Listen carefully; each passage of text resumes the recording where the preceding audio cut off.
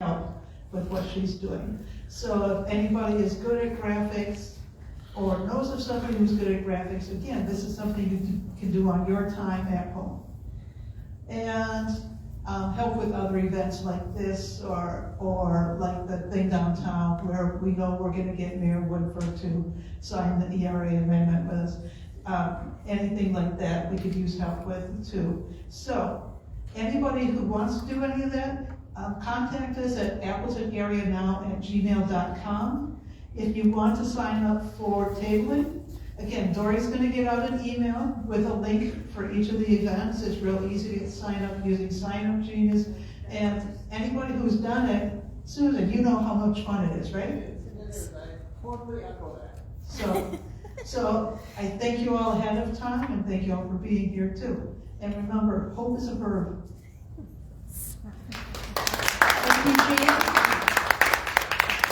And we all hope for something better than what we have now. Okay, I'm going to turn this over to Sherry. And Julie, might as well come up in the comfy chair. And I will tell you, don't panic, that clock is 11 minutes past. I won't even look at the clock. Okay.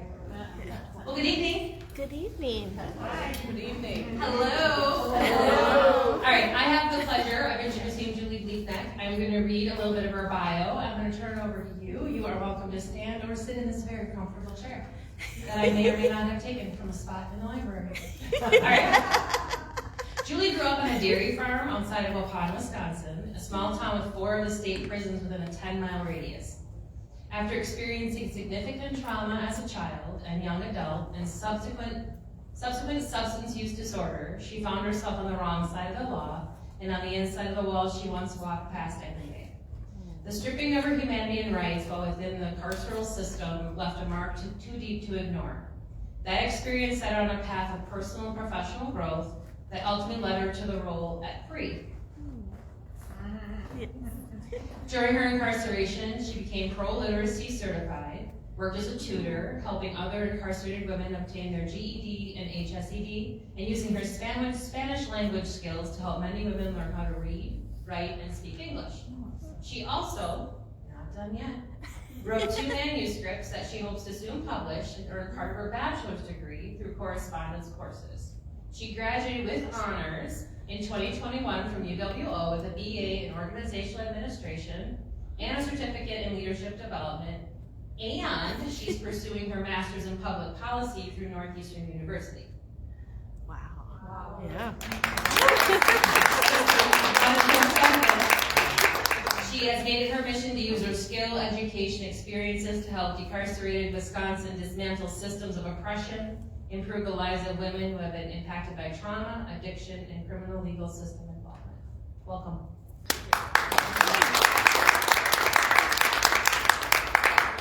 I don't usually use a microphone because my voice typically carries, but I was really nervous before I came here today, but then when people read my bio, I'm like, oh yeah, I'm all right. I guess I can do this. So then, I don't really need to introduce myself much more than that. I will say that other than my work at Free, I also do a number of other things. So I work for an organization called Pro Se as well, which does coaching and advocacy for people that are on community supervision to make sure they can successfully navigate that. And I am a researcher for a birth justice research project at the University of Wisconsin-Madison. I also sit on numerous committees. There's a Justice for Wisconsin Coalition that I'm part of their research committee. And I am the chair of the Wisconsin Council of Mental Health Criminal Justice Committee. Aside from that, like was said, I'm trying to earn a master's degree, juggle 3 jobs, and raise a teenager. I have a 16-year-old son who is about to play in a state baseball tournament at the end of this week. So, and he just got his license, so I have a whole world full of new anxieties and fears to think about on a daily basis. So, yes. So I usually can't really talk about my work at Free effectively without telling like pieces of my story, because the reason that Free does the work that they do is because there's so many women that have stories like mine that are wrapped with the same themes trauma, abuse, those are the big ones, addiction, mental health issues, and a lot of these issues started for these women way long before they had justice involvement. And so one of the things that makes my story a little bit different is the fact that I grew up in Waupun, and half of the people that I knew were involved in working in the prison system. So I grew up in a culture that really emphasized the fact that behind those walls are the bad people, you know? And so, it was right across the street from my preschool, and it looked like a castle. And so when I was a little kid, I said, "What is that place?" And my teacher said, "That's where the bad people are." So just imagine how it was when I became an adult and I ended up in a place like that, and kind of like the battle in my head of wondering, am I a bad person? And are all the people in those places bad people? So that was something I had to grapple with, and that's something that's a little bit different about my story. But otherwise, I grew up on a farm outside of Waupun, and I was in 4-H, and I was a great student. I did a lot of, extracurricular activities, sports, you name it. And then when I became about 8 years old, I had extended family members that abused me. And that kind of set the trajectory for things after that. So until 12, that was happening. My parents were divorcing at that time, and so then I was like dealing with that, and then getting a new blended family because my dad remarried pretty quickly. And then as a teenager, I ended up having some neighbors who were gang involved who ended up like trafficking me while my mom was out of the country and I was supposed to be staying at her house.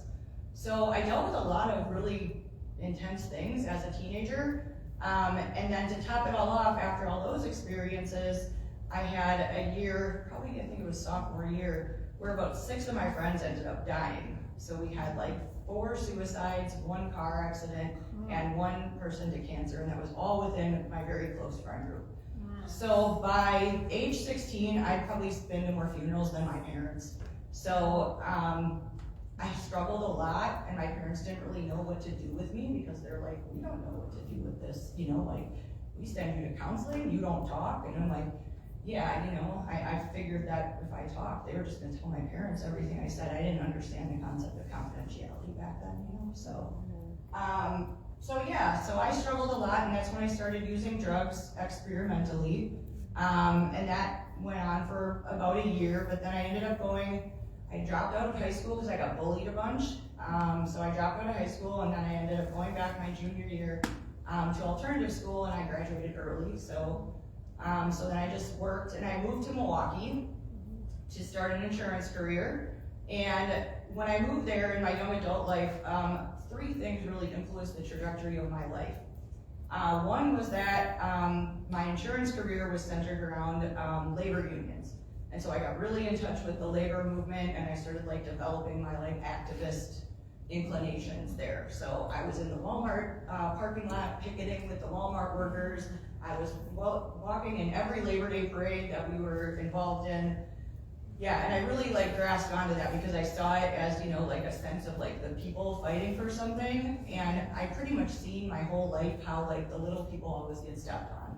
And I didn't like that because I felt like I was one of the little people getting stepped on all the time. So that was one thing that I really got involved in. And the second thing was I was really engaged in the electronic music community. So I helped plan events. I was really active in working on sound equipment.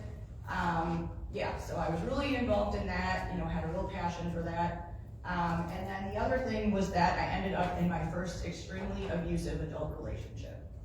And so that is kind of the thing that took center stage eventually and led me to become hooked on opiates, and then ending up having my first brush with the criminal legal system at age, 19, 20? I think I was 20.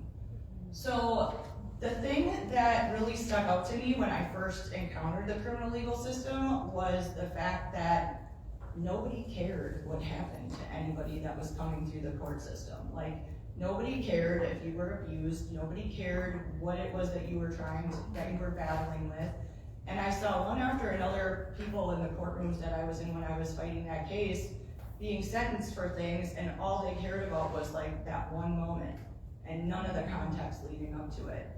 And that kind of struck me as really not very just, because every situation has context, you know? People don't just magically decide that they're gonna become a drug addict one day, or that they're gonna rob a bank or something. Like, there's always something that leads up to that. And so, when I went into jail the first time, it was extremely dehumanizing. And these are the things that Free really stands up and talks about, are the conditions of confinement and the things that happen to women when they go into places like jails and prisons, and just the undignified treatment that you experience when you're in those places. I went through the whole extremely invasive strip searches for people that have a history of sexual abuse. That's horrifically re-traumatizing. Went through having to shower with a whole bunch of other females that I didn't know if they wanted to beat me up, because I was in Milwaukee. So it's a lot of people in one dorm. That's 50 people in one dorm, and you could be showering with 10 other people at a time. And not only that, but there's a whole glass wall for the showers, and so any male guard that comes in can just watch you shower. They've changed that a little bit now. I mean, that was 20 years ago, so they've put some things in place to kind of help with that. But there were also captains that were on the staff that would pull girls out in the middle of the night, and they did this to me, and they would offer, there was one in particular that would offer women places to stay when they got out, and I heard later on that that person was accused of trafficking girls from the CRC and into sex trafficking. So, you couldn't even trust the people that are overseeing the system. So that was pretty scary. And then, when I got out, there was no release planning. I didn't get any programming while I was there that first time. And they released me at midnight in downtown Milwaukee with no ride. So, and they still do that to this day in some circumstances. But, nobody asked me if I was, if I needed help or what I was gonna do when I got out. They just, expect you to get out and do right and not do anything wrong again. That's not realistic. So anyways, I went back through, some struggles with my sobriety, and eventually I got it together, but it took a while. And every time that there was a relapse or, a mental health issue, the solution was jail. There wasn't any other solution being put forward. And I will say that there has been some progress in that as well, but not nearly to the extent that we need it to be. Eventually, I ended up having some long-term sobriety, and I had my son. But another recurrent theme throughout my entire adult life was unhealthy relationships. And a lot of women that are going in and out of the system struggle with that. And one of the reasons why is because being incarcerated severely impacts your ability to get a well-paying job. And so a lot of women end up going back to unhealthy situations so that they have a roof over their heads, or they have somebody helping take care of paying for their kids to eat. It's another reason women get trafficked so often, because the system, it treats women so horribly once they're back in the community. And I mean, if you just look at the difference between lifetime earnings of women who've been justice impacted compared to women who have not, it's huge. I mean, it's millions of dollars over a lifetime. So yeah, so it's pretty unfortunate. A lot of my life, I felt like I had to stay connected to a man that I may not have wanted to be connected to, because there were times when I tried to go out on my own, get a place on my own, and I applied to 30 places and nobody would rent to me because of my record. And then the minute that I had a man with me, they were like, yeah, sign the lease right now today, and they didn't even do a background check on him, which is just wild to me. So that was, a really difficult experience. But then I went to prison, and you guys heard a little bit about my prison experience, about being a tutor.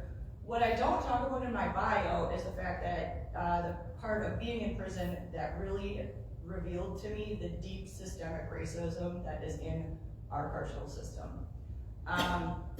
That job that I got as a tutor, I got that job over a woman who was an African-American woman and deserved it far more than I did. She almost beat me up because I got the job, but if you get offered a job in prison and you don't take it, you go to the hole. So they'll put you in sec. So there was nothing I could do about it. I had to take the job because otherwise I'd be going to segregation and I'd have a major ticket. And that could interfere with me trying to get out early.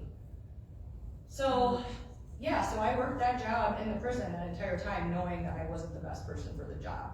And then I also had to watch as the teachers would regularly talk about the adult learners that were in their classrooms and saying things like, they're never gonna get their GED, they're never gonna get their HSED, they're just too messed up from their experiences.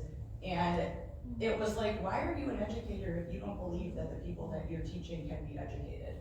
So, I mean, I just worked twice as hard with the women that they said were never gonna get a GED until they got a GED, and I could prove them wrong, so. And they could prove them wrong, which was much more important than me doing it. Some other examples of that were that I had a friend who was, she was LGBTQ, and she was a stud, and the harassment that she got from the guards just nonstop. I mean, I saw her go to segregation probably like 6 or 8 times. When we would go to the dining hall to eat, if I was eating in the same area as her, if we were at the same table, there'd be like 4 guards like looming over us while she was trying to eat, and she just wouldn't eat because I wouldn't eat either. It's terrifying having 4 of them standing over you at a table that's a 4-person table. Like, why do you need a guard behind each one of our chairs? And there's only like 4 guards assigned to the whole building. So I had to watch that happen with her, and I don't know. It's traumatic to be there, but it's just as traumatic to watch the things that other people go through while you're there. I had a roommate who was 9 months pregnant, and ooh, I'm gonna cry when I talk about this one. This one's rough.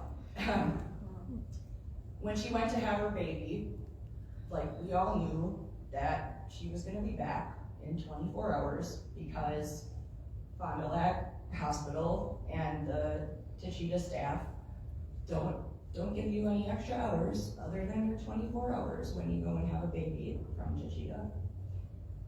And so while she was gone in that 24 hours, I like decorated the whole room to try to like make it so she wasn't so wrecked when she got back. But it didn't matter.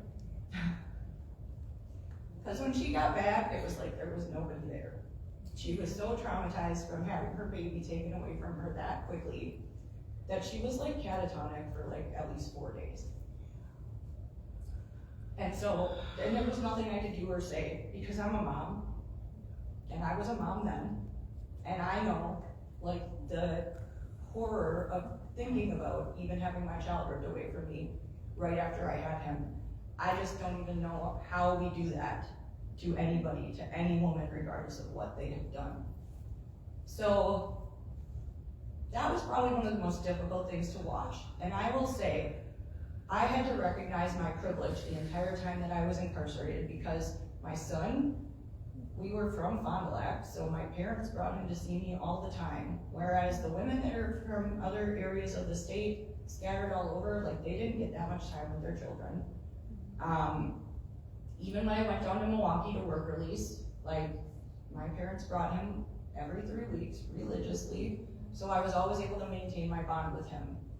But so many other women don't get that opportunity, and it's because our system basically disappears them. And the problem with that is that they're not disappeared to their children. You know, their children are still wanting to see their parents, but like we don't have any ways or means of making sure that those connections stay solid. So, so that being said, family reunification and keeping family bonds together is a huge priority for the women of Free. We would love it if we could just decarcerate women in general, because there are a lot of more creative options as to things that we can do to help women and to keep families together and to address the things that put women in those situations in the first place. But obviously we need to make baby steps with things like that. So a couple things that I'm gonna kind of throw out at you right now regarding statistics for Tachita. We know that the women in prison right now, 95% of them have a diagnosed mental health disorder. And that is a statistic that came straight out of the mouth of the DOC secretary. So that's their own statistic. They will be the first to acknowledge that corrections is not a mental health provider. They've become the default provider in our state, but it's not what they were built to do. Those people are not trained to provide mental health, and they're only trained to punish. Like their whole purpose is punitive, and the culture itself is punitive. And so when you have a mental health condition and you're treated like an animal, that's not gonna make your mental health condition any better. So we are turning women out of these institutions in worse condition than when they went in. Right now, Tachita is also at almost double its capacity. So the conditions in there are horrible. I stay in communication with a number of people that are in there to keep tabs on things. Some women who've been going in and out of Tachita for the last 2 decades said that they've never seen meal portions this small. And that they're concerned about any woman who doesn't have outside help and can't buy canteen because they're worried that those women are going hungry because of how small the food portions are. And that's saying nothing about the lack of programming that these women are receiving because of the overcrowding and subsequent understaffing. Or just the general living conditions when they're getting so used to putting these women on lockdown because they don't have enough staff to oversee them, that women aren't even getting a shower more than once a week. And I'm sorry, everyone here is a woman knows that what happens to us once a month, and do you want to just only shower once a week? Ooh. Yeah, so it's unhygienic and it's undignified. And so, through my work at Free, I gotta make sure that I don't miss all of this stuff. Does free, do the letters stand for something, FREE? No, they don't. It is a movement and not an acronym. Oh, So, yeah, so you might not be able to read that part of the shirt, but it says it's a movement and not an Oh, I acronym. see that now, okay. I don't know, I wasn't there when Free began, Okay, so that's I don't know who created the name, but I like hearing it works. So a lot of the things that Free is working to address right now have to go along with dignity. We have an entire dignity campaign that centers around dignified treatment of women, both in the system and when they get back into the community. Because being back in the community is a whole other ball of wax. The way we've seen other systems like CPS weaponized against women that have a criminal record or that have any type of mental health or drug history, that's been hugely problematic and disruptive to family reunification. I have a woman right now that I mentor that has been clean and sober for 4 years, and she has not been able to get her daughter back. She's literally been fighting for 4 years and done every single thing that they've asked her to do, and they just keep giving her more things to do. So, and that's kind of par for the course. A lot of women that have their children go into the system or with foster care, there's more of a financial incentive for them to keep channeling money into foster care than there is for them to channel money into reunification. I know that actually my sister works for CPS here in Outagamie County, and she used to be a family reunification specialist when she worked in Fond du Lac County. But she was talking to me about the disparity in how much money gets channeled into foster care versus how much gets channeled into family reunification. And so this is why those systems are not reuniting these moms and their children, because there's more funding to keep those kids in foster care than there is to get them back with their moms. So that's a big thing that we think is also, paramount for the dignified treatment of women, is making sure that family reunification is a priority. Also, along with that, we really want there to be more diversion programs for women that are going into the system. Right now, there are a number of different treatment providers that allow women to come in there as an alternative to incarceration, but there's not nearly enough. There's not nearly enough for the women that are suffering with substance abuse. I have another girl that I'm mentoring that went through the ARC maternal infant program.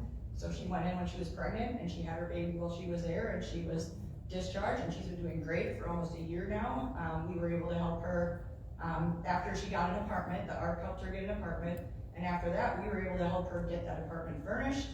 We were able to help her get a job. We were able to help her get into the certified peer specialist training that she wanted to get into, and she's also in our fellowship program right now. So these are some of the things that Free is trying to do for more women. Right now, we only have capacity to be able to do it for a handful of women at a time, But we'd love to be able to do this for all women across the state. You know, be a source of support for them, be a source of mentoring for them, and kind of show them that, you know, they don't need to be hopeless when they get back in the community, because being in those places makes you feel hopeless. And then when you get back out, you've got so many barriers that it's almost impossible to feel like you can overcome some of these things unless you have groups like us, or like some of the other community organizations kind of helping you along.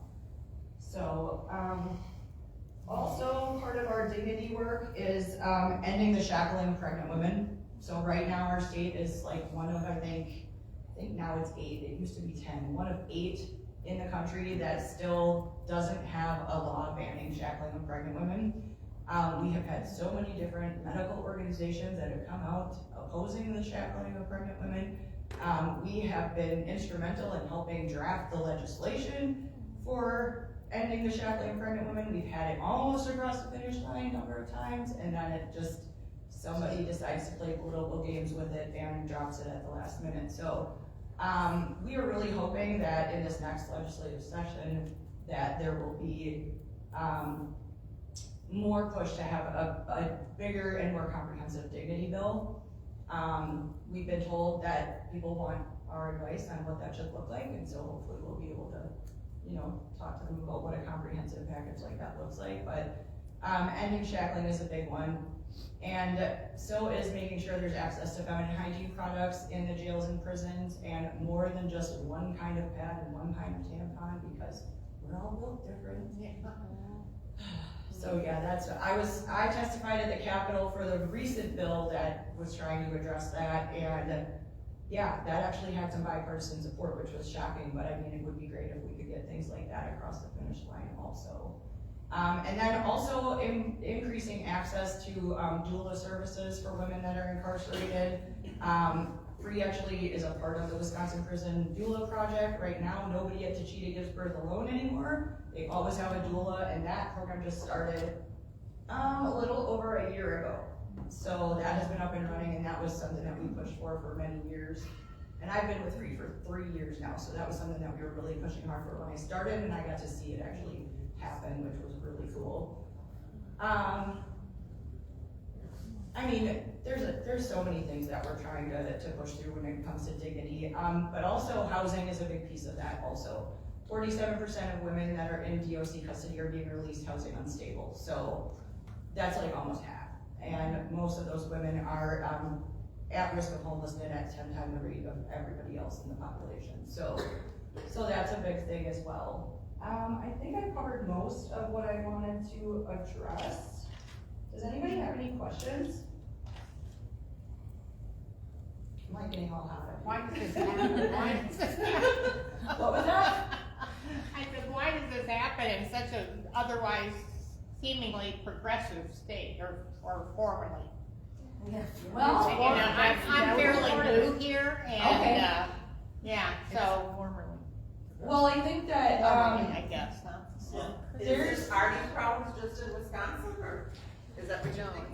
well, I think there's states that are doing a much better job of diverting people away from like the carceral system.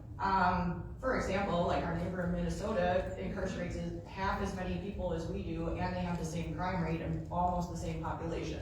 I So- heard that recently, yeah. I Yes, heard that. so Wisconsin really has like this really punitive culture when it comes to criminal justice. And that's been ongoing since the Scott Walker administration. So when they implemented truth in sentencing legislation during that, well, it would have been right before his administration because he was the legislator that authored that. And so when they passed that, it kind of locked us into this way of existing in the criminal justice world where there was no releases, or there were no levers for early release for people, and sentences got way longer because the maximum penalty got increased for almost every crime. And so when that happens, judges like to stay like with somewhere in the middle while the Overton window shifted way over. So then sentences got way longer, and so then we saw this burgeoning prison population, and it just hasn't gotten any better. There were some things that were done during COVID to kind of mitigate all of the overcrowding, but like we're way past pre-COVID and Yeah. levels right now. So the overcrowding is a huge deal right now in the state. And we've tried to talk to the DOC and ask them to, to stop sending so many people that are on community supervision back for technical violations and back for, for dirty drug tests and things like that, because there's better ways to handle those things within the community. And they just keep telling us that they're not in control of the prison population. I'm like, you guys are the ones that send them back. I'm not in control Is of that that. true for men and women, for Yeah. both? Yes. And are there any institutions specifically that house women, prisons for women, or? Yes, to Cheetah, and that's outside of Fond du Lac. Ah, Yes. okay. Yep. Cheetah. Yep, and that's where I spent 2 years there, and then I had a year in a work release facility. That's another thing that that I didn't really touch on, is the way that women are treated in work release compared to the men. So men that get work release while they're in prison typically get jobs that are like pretty well paying. Like the work release sergeants negotiate contracts with employers in their areas, and most of the men that I've known that have had work release are getting paid upwards of $25 an hour. Women, on the other hand, are being stuck in low-wage jobs, sometimes like waitressing, sometimes minimum wage, and they're not getting any opportunity to build up funds so that they can have money when they get out, because they charge you rent while you're on work release. And so you have to pay, it's a flat rate for rent, and if your flat rate, if you only have a couple $100s left over after you pay rent, you're not actually saving up for release. And this is a problem at both of the women's prisons that are minimum security and that offer work release jobs. Those people aren't fighting for the women to get good contracts, even though a lot of women are taking training courses and things like CNC machining. There's robotics classes now that they've been taking, I guess, at some of those facilities. So these women are getting trained in these things, but they're not getting many opportunities to actually go out and do them. So, and I mean, this is kind of typical in a lot of different scenarios where the men, because the men's prison population is larger than the women's prison population, they just gear everything towards the men and they kind of forget about the women. And so that's kind of pretty common. I mean, women have 4 vocational programs they can do while they're in prison, and men have 23 or something like that. So yeah, the options are just not really there. So, we'd like to see those things change. I mean, considering the fact that incarcerated women are the fastest growing population of incarcerated people, it has increased about 800% since the late 1980s across the United States. So that's pretty telling. Why It's do not you slowing down. think that is? Is that drug related, or? I think a lot of that is increased drug penalties. That truth in sentencing legislation, that wasn't just passed here in Wisconsin. Versions of it were passed all across the country between the late 80s and the early 90s, or at I would say the early 90s and the early 2000s. Different versions of it were passed all across the country and federally. So, and it's taken a while for a lot of places to reform those and get rid of those. So, but that has not been helping any of this. What state would you say is a model for women's incarceration, or just in general?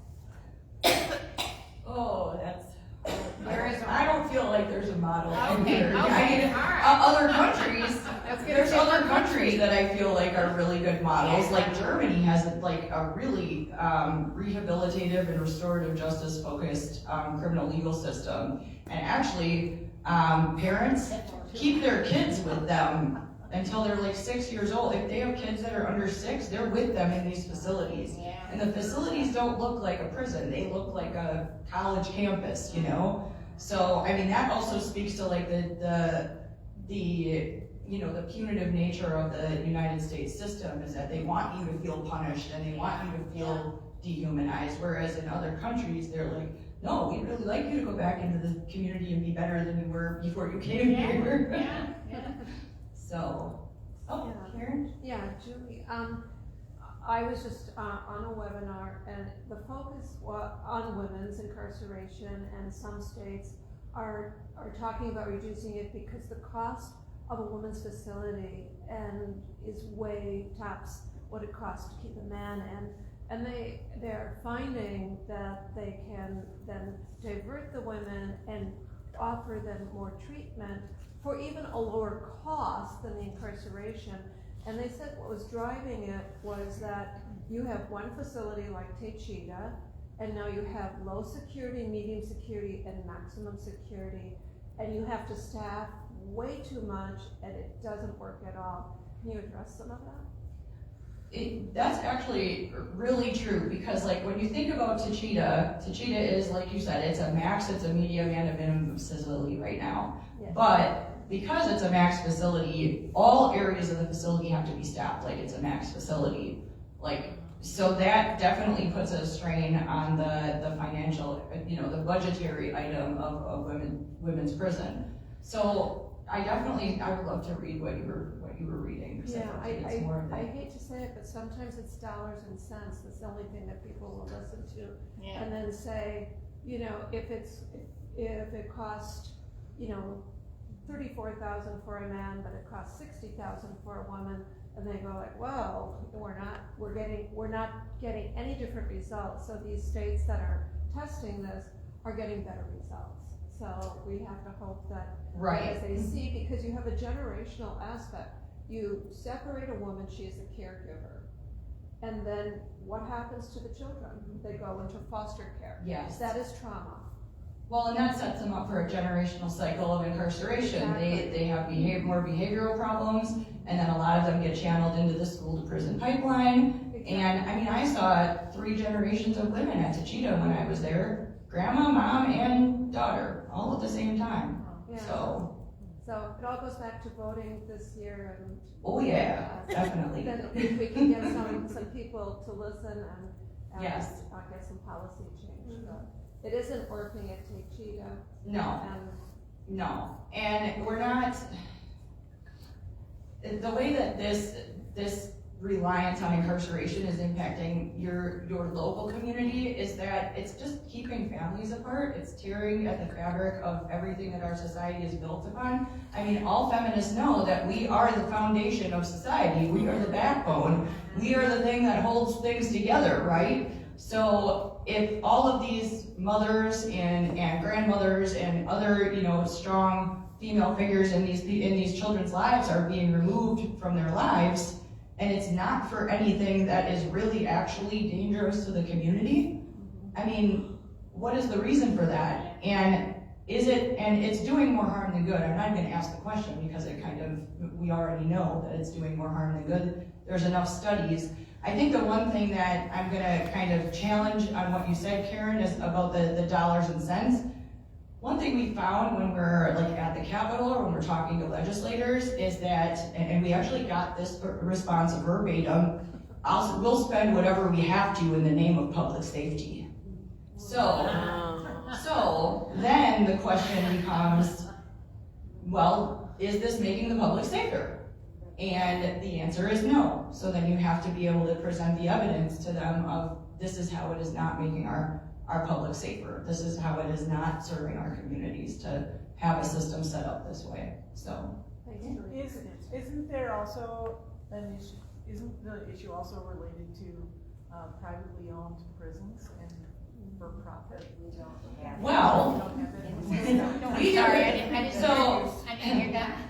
I will speak to that because while we do not have privately owned prisons in the state of Wisconsin, the majority of the services that are accessed through the prison system are private services. So there are private contractors like healthcare contractors, telecommunications contractors, contractors that provide the clothing, contractors that provide the canteen. I mean, you name it, there is a private company that is getting rich off of all of these people that are in a publicly run facility. So they have influence over this too, because The state gets a piece out of it. yeah, the state does get a piece out of that. The state gets kickbacks, they get, commissions on the sales from those things. So there's incentive for the state to keep filling beds, right?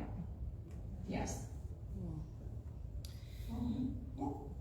Could you talk a little bit about how the law was passed that women should be able to stay with their babies for a year, Yes. and then how that has I was not actually been just going executed? to touch on that before I was done, because I know that we're gonna sit at our tables and, I have some postcards that I'm hoping you guys will send out to your legislators.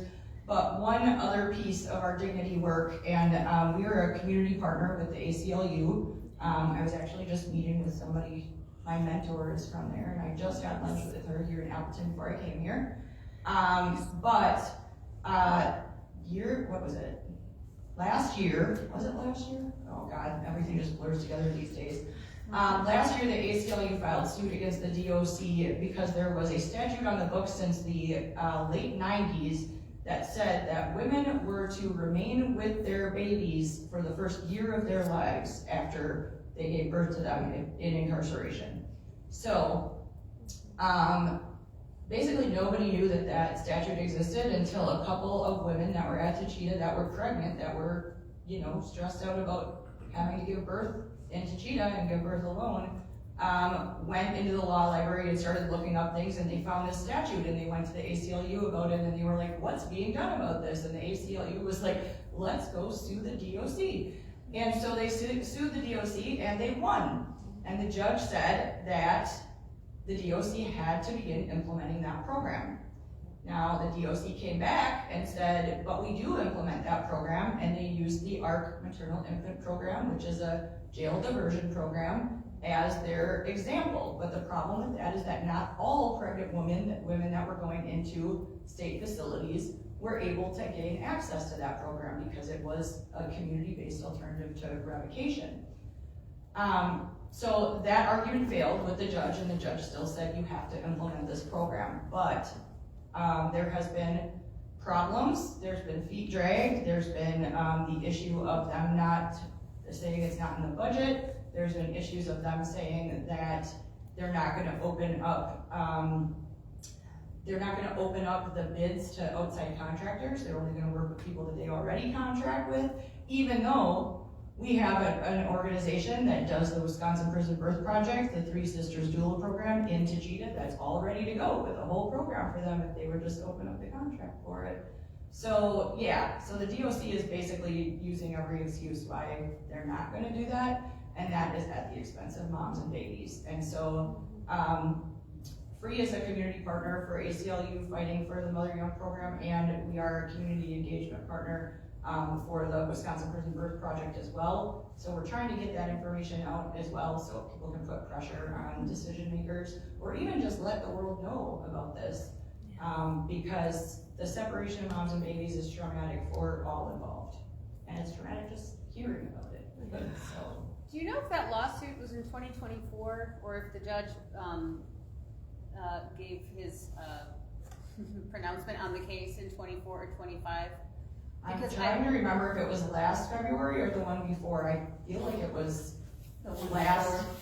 I feel like it was 25. Okay, but enough time has passed. Right. For ideally some actions to have been taken to get movement forward, and it has completely stalled out. They'll give you lip service and tell you that there's stuff happening with it, and they found a facility that will do it, but then they made the criteria to get into that facility like so ridiculous that only one woman in the prison system qualified for it. I'm like, oh my gosh, like this is so typical with DOC to make it just impossible, for women to just, be able to have their babies and stay with them, so. Yeah. Do you happen to know if any of the governors, any of the people running for governor who have an interest or a position or on this issue? I'm not sure if I'm allowed to say that. Well, I mean, all of them have an opinion on a lot of these things. I would say that there's really only a handful of them that haven't, been in communication with us or with organizations that are aligned with us, so that wouldn't know about it. I mean, if you were to interact with them and mention something, they would probably know what you're talking about. Okay. They might not know all of the details, they might not have all of the information, but you know, a lot of these things, especially the Mother Young program, especially like the anti-shackling, like those things have been pretty prominent within the Wisconsin political landscape for the last like 7, 8 years. So. I had a transformational justice person in our ESTA organization recently went to a forum with, I think there were 5 or 6 of the candidates there. Yes. Did you go to that too? Well, we saw it on TV. You were there. I was not at the forum, I was watching, so I didn't have transportation. They all raised their hands for all of the criminal justice. Yes. Legal system changes. He talked to, I don't think I have her name right, Kelda Roy. Yeah. Kelda Roy, yeah. He suggested we look at her website for what she says on the website about her intentions for criminal justice reform in Wisconsin. She said she was the only one that seemed to have anything specific. Oh, okay. Well, I will say that Kelda was the person who, so it was formerly Lena Taylor, who is now a judge in Milwaukee County. When she left the legislature, she had been championing the anti-shackling legislation prior to that, and it was actually Kelda Royce and Lisa, oh my gosh, Subek, I think, from the assembly, that were picking it up and trying to push it forward after that. So Free actually went and met with Kelda Royce and Subek to discuss it at one point in time. But I mean, it went and it didn't go to committee or anything. Like they put it out and didn't go anywhere because that's what happens. That's what's been happening for the last, you know, I don't know, like 9 or 10 years. So yeah. So Thank you, Jen.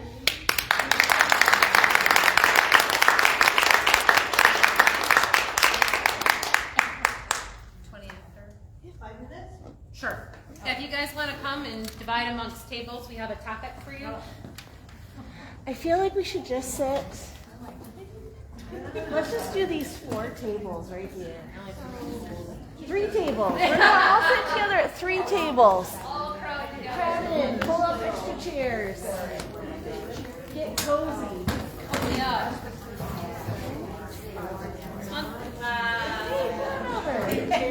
This one. This one, and that one. How's that? There. We have one here. So. Here. We stole a chair for no reason. Yes, so that is Act 196.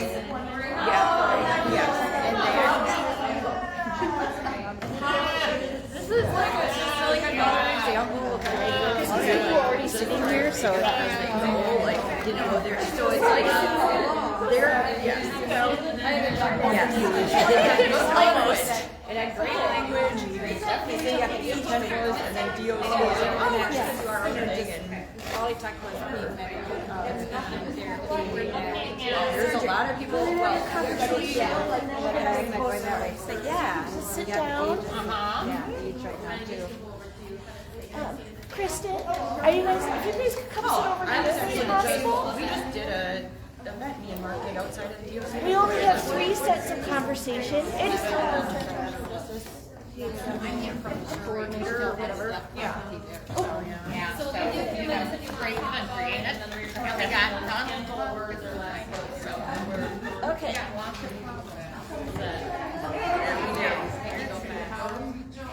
Disclaimer, I have zero memory, so I don't hear. All right. Okay. So, so we had sort of 4 main topics here. We had pregnancy protection, mental health and trauma-informed services, alternatives to incarceration, and reentry support. So which of these feels most urgent to you?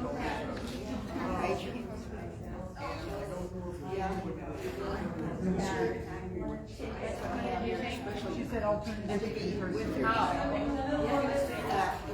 Read it again. This is for incarcerated women. Mental health and trauma-informed services. Alternatives. Yeah, if you have 5 minutes, just there's a, it tells you what to do, give you topics. And then at the bottom it just says, I agree with you on a few alternatives. words or less what you suggest. The mental health thing is pretty good too. Well, I feel like an alternative kind of like maybe Right. encompass that, right? If you can keep people I mean, out of right, in prison, order to, then we don't, in the first place. yeah, well, you're 4 minutes now.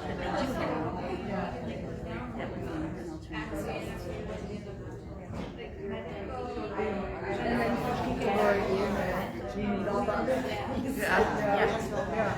It's a both.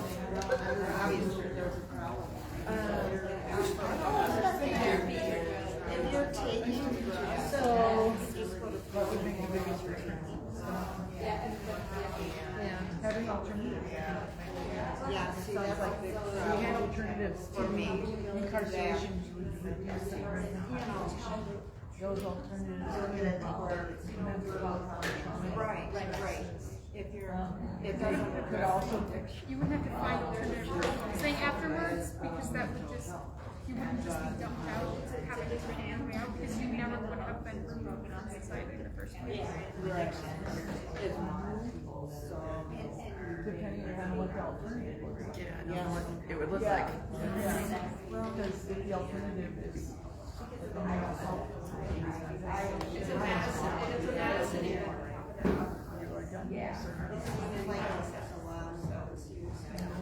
But I do know other countries have different ways of doing incarceration and stuff, so there are alternatives out there. it's the whole idea, right, that it's, a lot of us are moms here, right? Or have a mom. I'm working. But that's another problem. It's a long time ago. Okay. I don't know, I raising my kids, punishments don't really work, like, usually they would escalate the situation. But if I could do more like attachment parenting stuff, like, what can we do next? Can you help me clean this up? You know, like that, working together was much more effective than me sending something to and I feel like this whole system is in the old punitive system, right? And now we're knowing that, we know better. Yeah. That doesn't help Yeah. kids. Pay attention to that. Today. Yeah, no, because yesterday's we're kind of moving that way. We're improving.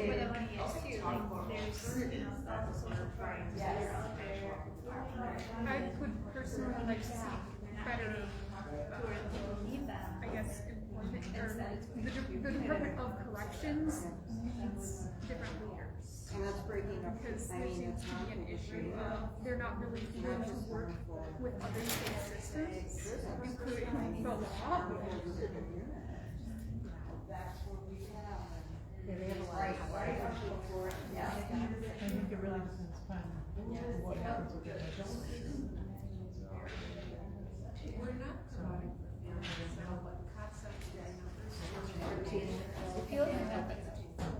I'm noticing Hong, but, and, I'm intrigued by her recently. I really didn't come back there more.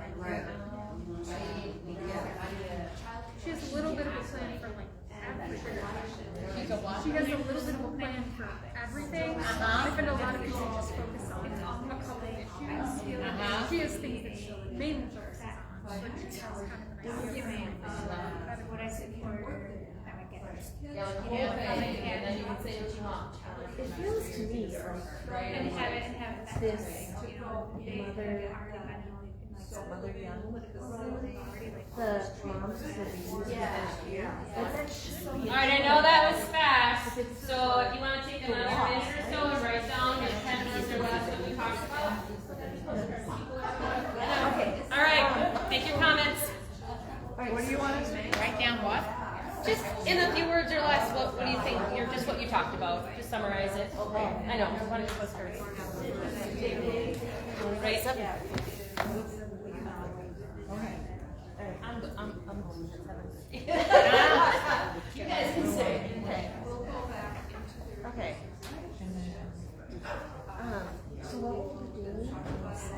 You didn't talk, you done. I'm not gonna count the words. I'm not gonna count the words. I'm gonna do this. Go. And to actually increase your this program. So, I don't know, there will be a QR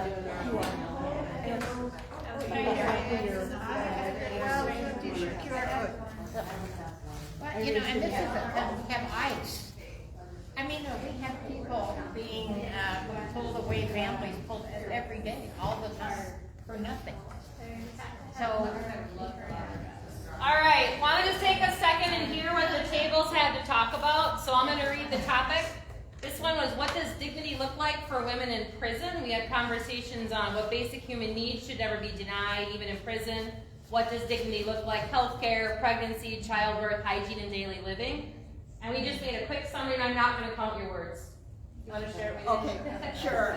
Right to privacy, such as nobody watching you take showers.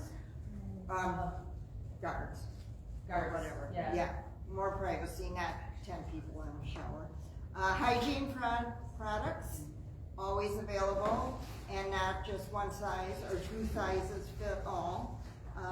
Do not separate mother and child right after birth, and probably for a year. And then we talked about access to health care and therapy, treating addiction as a mental health issue instead of a crime, and then rehabilitation. Good. I just. You can say as much as you want. Okay, we think the whole system is screwed up, and if we really want to take a look at something, Germany. Today's Germany. Today's Germany. All right. Oh, yeah. I will read it. Dory.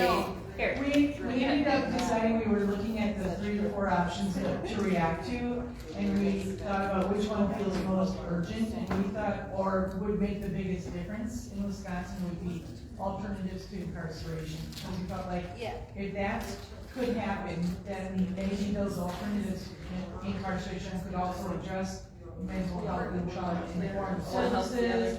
They might also be able to help with reentry support. So looking for it also reduces the number of people in the prisons and the overcrowding that's there.